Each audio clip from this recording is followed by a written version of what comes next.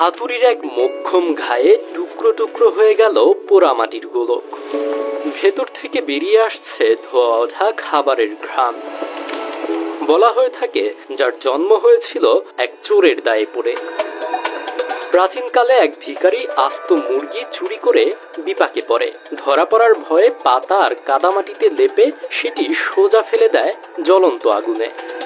বাঁচার তাগিদে আবিষ্কার করা সেই ফাঁকিবাজি পদ্ধতি আজকের মালয়েশিয়ান রেস্তোরাঁর দামি আয়োজন বেগার্স চিকেন বা পোড়ামাটির মুরগি।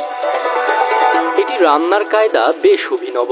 1.5 থেকে 2 কেজি ওজনের মুরগির পেটে মাশরুম ও ভেষজ মশলা ঠাসা হয়। মুরগিটিকে প্রথমে সুগন্ধি পদ্মপাতা দিয়ে মোড়ানো হয়, এরপর এর ওপর দেওয়া হয় ফয়েল পেপারের আস্তরণ। সবার শেষে দেওয়া হয় ভেজা এঁটেল মাটির পুরু প্রলেপ।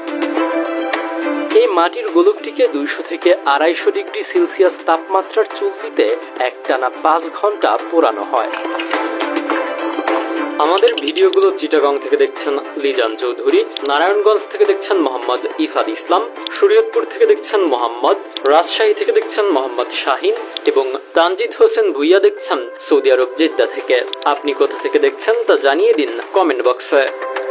মাটির প্রলেপটি মূলত একটি প্রাকৃতিক প্রেসার কুকার হিসেবে কাজ করে।